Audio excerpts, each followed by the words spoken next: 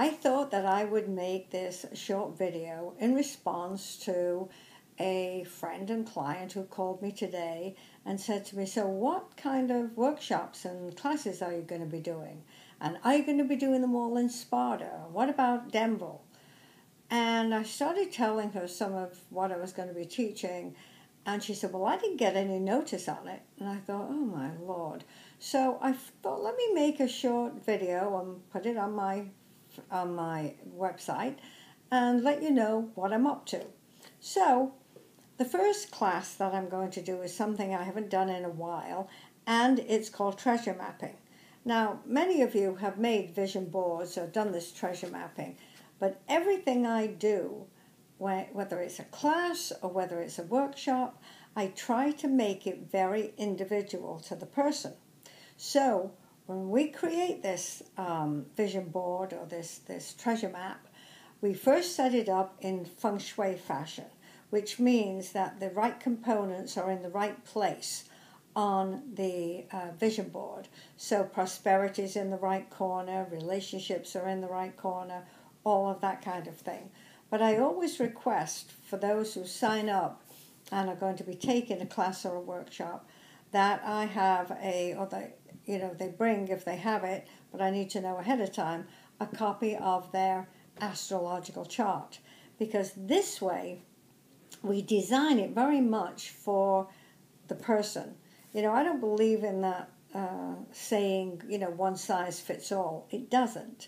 And what works for one doesn't necessarily work for another. So if you're going to design something, you want it very individual.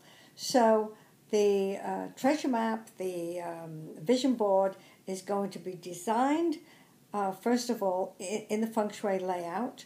Then we're going to look at the individual chart and focus on where things and what kind of things need to be emphasized.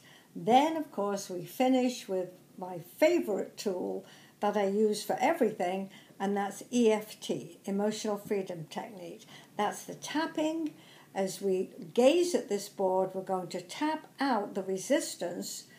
Many times when it comes to wishes, it's a wish like, oh, please, I hope this happens. And that kind of has a doubt attached to it. So we tap out the doubt, even though I don't know, even though there's part of me that doesn't believe. And so we empower this treasure map. And it's a fun workshop. It's a fun time, but at the same time, it's very individually empowering. The other thing I'm going to be doing is the use of gems and stones in healing and also in other events too. And you can learn about, many people do have the knowledge of stones and their application and what they stand for. But again, in that workshop too, we take the birth information. We look at not only your sun sign, most people know what kind of stone rules their sun, but we look at the other planets and do these planets need help? What kind of stone is going to help empower a certain thing that's going on in your life? Not just in regards to the life, but also in regards to health and healing. It's, obviously it's much more important to have it individual than just collective. So we bring that element into learning about the use of stones and gems in healing. Another workshop I haven't done in a long time, and they've been kind of after me, is the goddesses. I love working with the goddesses. And every woman has all of them within the personality, and all of them are very necessary. Years ago, when we were still in the old church, that's quite a long time ago, I did a class. I think it was probably one of the first ones I did. And in the class, you answer these questions, and it shows you which goddesses are high and which goddesses are low. And we need all of them, even if we don't think we do. And after this test was over, I wanted to show how important it is to have every goddess. Now, there was about 25 of us, including myself, in that class. And Hera, who is the perfect wife, I don't think any of us had anything near what we needed. We all had a low, if non-existent hair. Nobody wanted to be the perfect wife. And everybody was laughing and thought it was, very funny. And I said, it's really not funny, because there's times when we need every goddess. Now let me give you an example. And I picked up, the results of one of the women there, and let's call her Pat. So I looked at Pat's and I said, well, Pat has a strong Athena, which makes her very good in corporate America, in the workforce, and, she's strong, she's independent, what have you, and I forget which other ones that she had. But what surprised me, she had a quite high Persephone. Now, Persephone, when she's high or when she's not activated properly, is the victim. Oh, poor me, And so I said, let me give you an example of when she could raise her head and when you would need to bring in Hera. So I said, okay, let's suppose that Pat's husband loses his job. And he's home, he's doing his resume, he's sending it out. And at first, Pat's okay with that. And then a couple of weeks go by, he still hasn't found a job. She bumps into a friend, and the friend goes, oh, you poor thing, your husband still doesn't have a job. And her Persephone comes up. Oh, yes, and I'm working, and he's just home all day, and he doesn't do anything. And she goes into that poor me mode. Well, that's a time when she needs to bring in Hera. Why? Because it's going to help her, her marriage, and her husband. Why? Because she's going to go home, and depending on her capabilities, she could say, honey, you really are good at what you do. Let me look over your resume with you. Let's, put some energy into this and what have you. And really give it a boost. That would be bringing in the positive side of Hera. Now, let's suppose that she doesn't have the expertise with the resume. She can still boost him like, honey, you're really good at what you do, maybe this or maybe that or whatever. But she adds positive energy to it, because already he's feeling bad that he hasn't got the job yet.